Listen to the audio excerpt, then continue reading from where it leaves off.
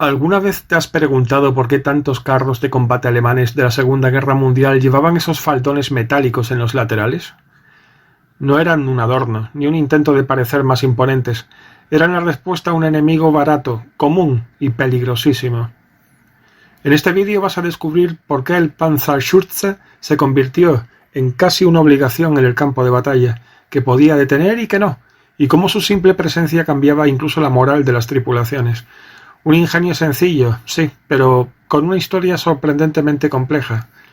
Quédate, porque lo que hay detrás de esas placas es mucho más de lo que parece.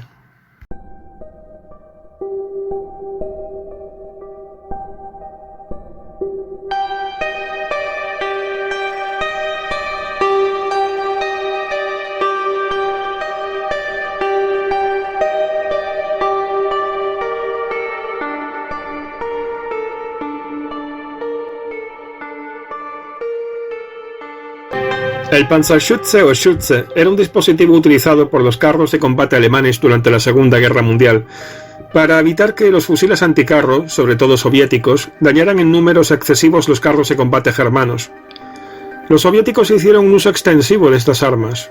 Además, tenían la persistente costumbre de disparar innumerables veces contra los laterales de las máquinas de guerra alemanas. Cuando se introdujeron los proyectiles de carga hueca, como los Piat, se consideró que quizás estos faldones pudiesen ayudar contra esta sofisticada clase de munición.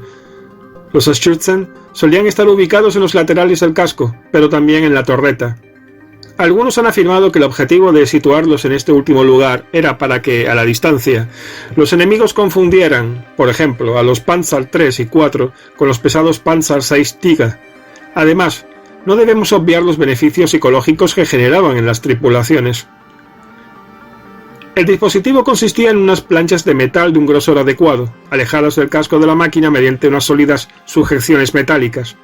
El Panzerschütze cubría aproximadamente desde la parte superior del casco hasta la mitad vertical del mismo. En ocasiones se les aplicaba pasta Siemens. Esto se hacía para evitar la adhesión de cargas explosivas magnéticas. Antes de proseguir con el vídeo os animo a seguir la cuenta de Telegram del canal. Podéis clicar sobre el acceso en el primer comentario fijado del vídeo. Hay razones para hacerlo: entrega segura de notificaciones de todo tipo, material extra y una mucha mayor libertad. Ya somos 65, poco a poco sumamos. Además, hemos abierto un nuevo canal de YouTube llamado El Lenguaje de los Símbolos. Está centrado, como el nombre indica, en el simbolismo. Si os atrae este mundo, os gustará también formar parte de ese nuevo proyecto. Las direcciones del nuevo canal también la tenéis en el primer comentario fijado del vídeo. Bien, seguimos con el trabajo que nos reúne aquí. Luego, llegaron los Schützen de rejillas. Estos, como el nombre indica, no eran macizos, sino que se disponían formando una rejilla. Estos faldones de mallas tardaron más en introducirse porque, primero, había que dar con el diseño eficiente y, en segundo lugar, su elaboración, contra lo que pudiera parecer, exigía un esfuerzo productivo digno de ser tenido en cuenta. Esta protección adicional no era válida para detener proyectiles de otros carros de combate o cañones anticarro. Debido al escaso grosor de estos faldones y a la alta velocidad a la que normalmente estos proyectiles sólidos eran disparados. Los Panzerschützen se generalizaron a lo largo de la Segunda Guerra Mundial, sobre todo desde 1943. En la primera mitad de la guerra se utilizaron faldones parciales para proteger el chasis con complejos resortes externos. Su uso tras el ataque alemán a la Unión Soviética a partir de la primavera de 1942 venía dado para perjudicar el rendimiento balístico de las municiones antitanque de 14,5 a 28 milímetros de la época. Cuando el proyectil atravesaba la delgada placa, su parte delantera resultaba ligeramente dañada y su trayectoria balística perdía estabilidad. Esto llevaba a que estas municiones penetrasen el blindaje del carro de combate con entre un 10 y un 50% de eficacia menor. Las pruebas mostraron que disparando a 100 metros con un fusil anticarro ruso de 14,5 milímetros e impactando su munición a 90 grados contra estas mamparas acorazadas, el blindaje del vehículo por lo general no mostraba agrietamientos ni penetraciones en su estructura. Las pruebas mostraron que esos ingenios resultaron efectivos ante los proyectiles ligeros anticarro soviéticos. Su fabricación no fue complicada. Los elementos prefabricados debían colgarse de una estructura de acero. Sin embargo, las placas individuales, de entre medio y 1 metro de ancho, no estaban firmemente fijadas al bastidor, ya que en caso de impacto se doblaban en no escasa medida, por lo que era más conveniente apartar los segmentos dañados después del impacto. Tras los necesarios estudios, los alemanes descubrieron que una densa malla de acero resistente era igual de eficaz para desviar proyectiles que las planchas macizas. Esto se percibió como una buena noticia porque se redujo drásticamente costos y pesos. ¿Los blindados aliados llegaron a usar estas estructuras? La respuesta es sí. Por ejemplo, a diferencia de los vehículos alemanes, los carros de combate británicos utilizaban faldones laterales más gruesos, que formaban parte integral de la estructura del vehículo. Su función primordial era proteger el chasis contra los cañones automáticos alemanes de 20 milímetros y los rifles anticarro SPZB-41. Al final de la guerra, algunos de los carros de combate soviéticos estaban equipados con faldones de malla, como los alemanes, que eran capaces de proporcionar cierta protección contra cargas explosivas lanzadas a mano y granadas. Contrariamente a lo que afirma una idea muy extendida, los primeros Panzerschützen no eran efectivos contra armas acumulativas, ya que incluso la munición de esa naturaleza de primera generación habría requerido un espacio de aire de casi 1 metro para reducir significativamente la capacidad de perforación de blindaje. Por supuesto, esa no era la distancia ordinaria entre las planchas y la estructura de los Panzers. Se utilizaron faldones parciales para proteger la compleja suspensión externa de los carros de combate Somois S-35, Neubaufahrzeug T-28 y T-35, entre otros.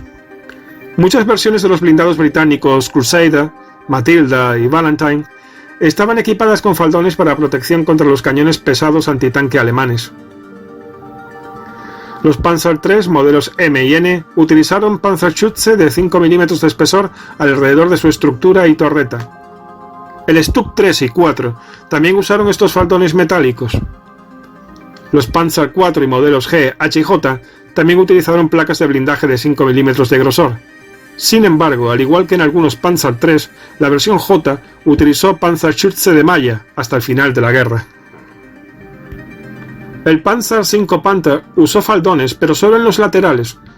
Únicamente cubría la parte sensible a las municiones antiblindaje soviéticas PTRD. Algunos T-34 e IS estaban equipados con mallas de baja eficiencia contra varios tipos de granadas ligeras en sus costados. En ocasiones, los carros de combate Sherman fueron equipados con estructuras metálicas improvisadas por sus tripulaciones, tanto en el frente occidental como en el del Pacífico.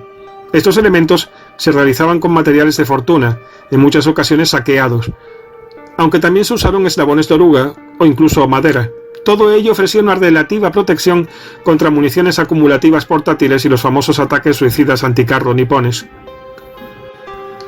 Los vehículos de combate húngaros, Magyar, Szringy y Turán estaban equipados con faldones de 5 milímetros de espesor en los laterales y de 8 milímetros alrededor de la torreta. Estas estructuras se realizaron con planchas perforadas, por lo que no solo eran más efectivos, sino que cargaban menos peso al tren de rodaje.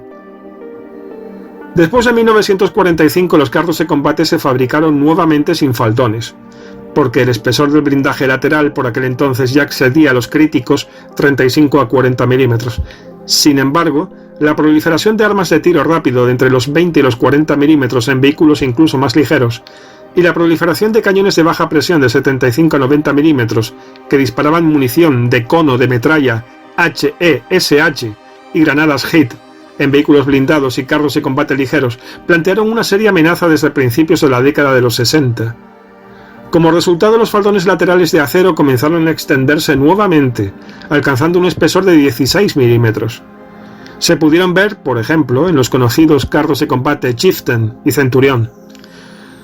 Los faldones se fabricaban a menudo de acero templado especial con tratamiento superficial, lo que proporcionaba así una protección eficaz incluso con un espesor menor al ya mencionado.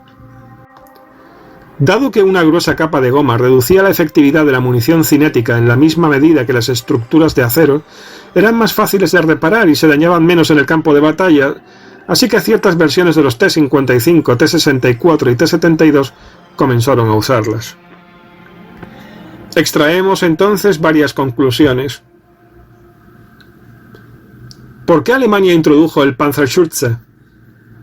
porque los fusiles anticarro soviéticos eran capaces de dañar los laterales de los Panzer. Ese tipo de arma soviética era muy barata y se distribuyó masivamente entre las tropas. ¿El Panzerschütze protegía contra los proyectiles de carga hueca? No.